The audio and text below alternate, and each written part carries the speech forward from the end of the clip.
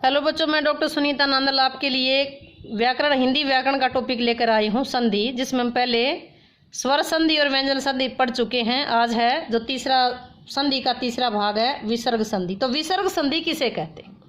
विसर्ग के बाद स्वर या व्यंजन आने पर, विसर्ग के बाद देखो, स्वर में तो केवल स्वर के बाद स्वर आया था, और व्यंजन में क्या था?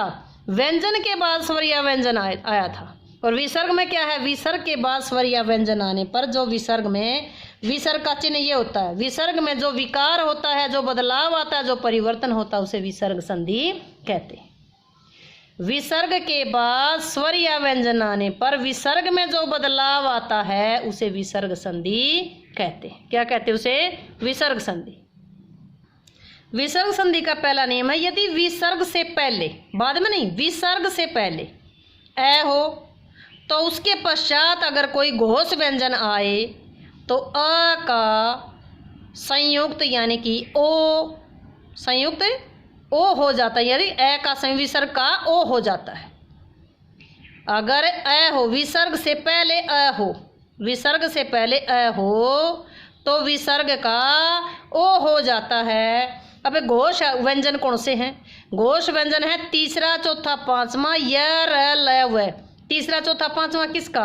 जैसे क, ख, ग, घड़, इसमें ग, घड़, च, छ को छोड़ दो, ज, झ, य, ट, छ, ट को छोड़ो, ड, ढ, ढ, द, ध, न, ब, भ, म। ये है तीसरा, चौथा, पांचवा। इनके साथ य, र, ल, व। विसर्ग से पहले ए हो, विसर्ग से पहले जैसे उदाहरण के तौर पर देखिए, अधा ए की आवाज आई है, उसके बाद क्या हो, यानी किसी भी वर्ग का तीसरा, चौथा, पांचवा की घोष व्यंजन आए तो उसका क्या बनेगा? जो विसर्ग है उसका ओ हो जाएगा, विसर्ग का ओ हो जाएगा। उदाहरण देखिए, अधय जमा गति, अधोगति, पय जमा दय, पयोद, मनय जमा योग, मनोयोग, तेज जमा मैं, तेजो मैं, पय जमा धर, पयो धर। तो विसर्ग का ओ हो जाता है। सरे जमा जय, सरोज, बहुत आता है ये। मने जमा नयन, मनोनयन, यश जमा दा, यशोदा, मने जमा बल, मनोबल।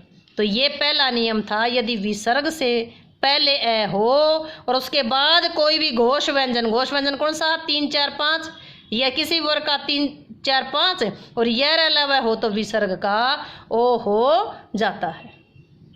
इसी तरह दूसरा नियम देखिए, यदि ए आ से पहले, यानी ए आ से पहले, यानी पहले का जिक्र है, विसर्ग से पहले का जिक्र है, ए आ को छोड़ करके, ए आ से पहले कोई भी अन्य स्वर हो, विसर्ग से पहले ए आ को छोड़ करके यानी कि ए आ को छोड़ करके विसर्ग से पहले कोई भी अन्य स्वर हो, ए आ को छोड़ करके, क्योंकि इसमें उ आया है, इसमें नी आया है, तो ए आ को छोड़ करके कोई भी स्वर हो, कोई भी अन्य स्वर हो, किससे पहले? विसर्ग से पहले।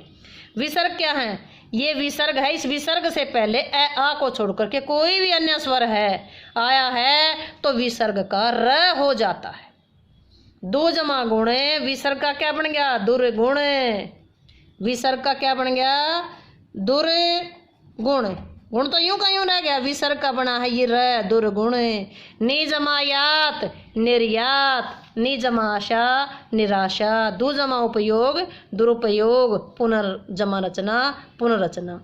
तो ए आ को छोड़ करके विसर्ग से पहले कोई भी भिन्न स्वर आता है तो विसर्ग का र हो जाता है।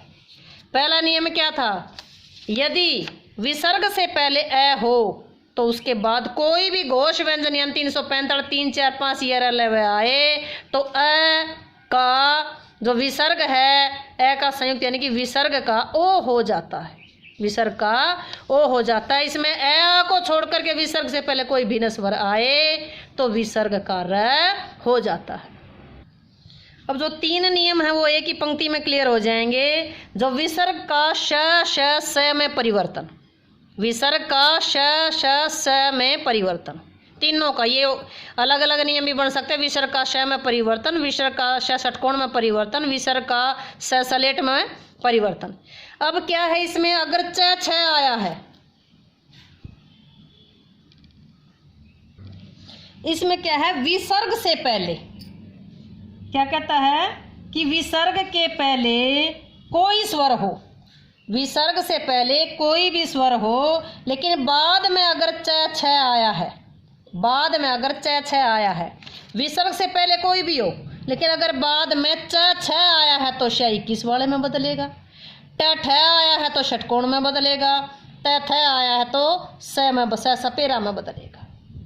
विसर्ग से पहले कुछ हो, विसर्ग के बाद अगर बाद वाला देखेंगे च छ आया है तो श में, ट ठ आया है तो श षटकोण में, और त थ आया तो स सपेरा में बदलेगा।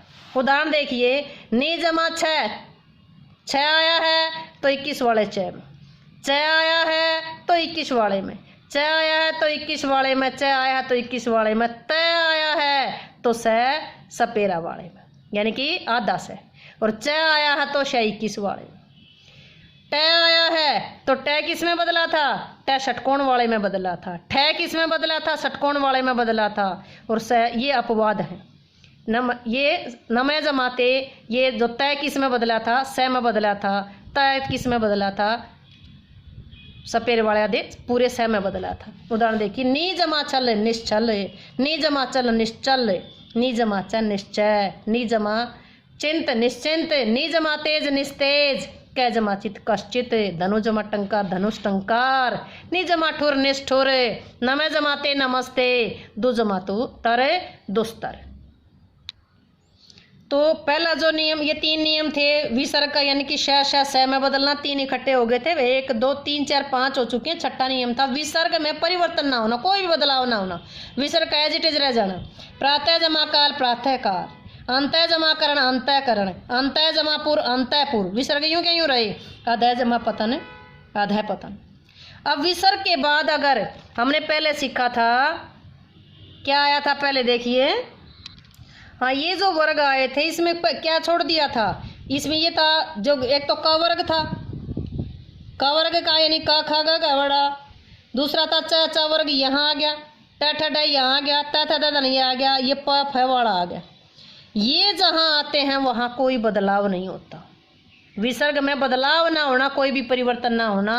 जहाँ का ख वर्ग आता है और प फ वर्ग आता है वहाँ कोई भी बदलाव नहीं होता।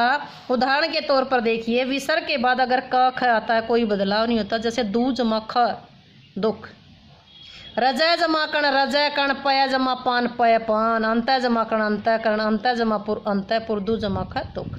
तो विसर्ग के बाद ये यानी कि क ख और प फ आए, विसर्ग के बाद क ख और प फ आए तो उसमें कोई बदलाव नहीं होता, विसर्ग में कोई परिवर्तन नहीं होता, एज इट इज आता है। तो ये था इसका छठा नियम। देखिए, विसर्ग से पहले यदि ई उ यानी हर्ष स्वर हो तो वो श में बदल जाते हैं। जैसे नी जमा कपट निष्कपट, इसमें ई आई है, निष्कपट, दो जमा कर दुष्कर, चतु जमा पात चतुष्पात, नी जमा कलंक निष्कलंक, नी जमा पाप निष्पाप, दू जमा कर्म दुष्कर्म।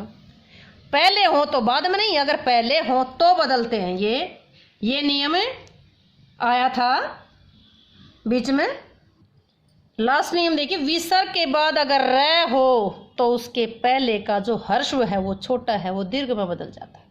विसर्ग के बाद अगर र हो तो उससे पहले का जो है वो दीर्घ हो जाता है। जैसे नी जमा रोग नी रोग, नी जमा रस नी रस, नी जमा रव नी रव, नी जमा रज नी रज। इसी तरह विसर्ग का स में बदल जाता है। वैसे ये अपवाद है विसर्ग का स में बदलना। नमय जमाकार नमस्कार, पूरे जमाकार पुरस्कार।